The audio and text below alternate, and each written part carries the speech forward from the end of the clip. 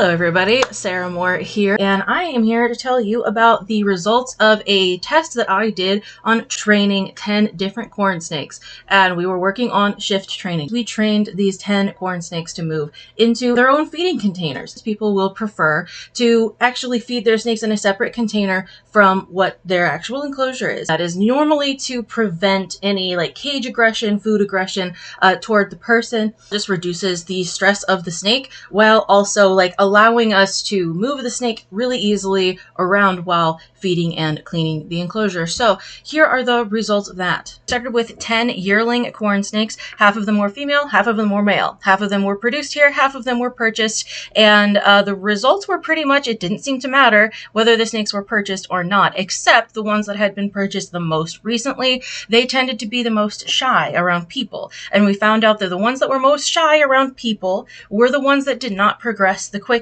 The ones that were scared of people, or the ones that weren't as familiar with me, since I was the one doing the majority of the study, they were not as open to being trained. Nagabhaskaran et al. Did a study on whether corn snakes will respond more to their familiar caretakers versus strangers, and corn snakes that are well taken care of and are used to their owners do definitely recognize their owners and will favor them. I will put that in the description down below if you guys want to go read that paper. This is not something that we were surprised about given this. Williams et al. Did a similar thing with false water cobras, and a lot of people who deal with venomous snakes also do something similar. So I wanted to try to recreate it in my own way for my own purposes, since I am a snake breeder. As you can see, I also have a business. There's Snake Shop. Here's the logo right there. So we wanted something that would make it easier for us to feed them and also clean out their enclosures without causing any stress of putting baby snakes into a separate container physically. It did not seem to matter if the snakes were male or female. The biggest differences were the personalities. We were measuring personalities of snakes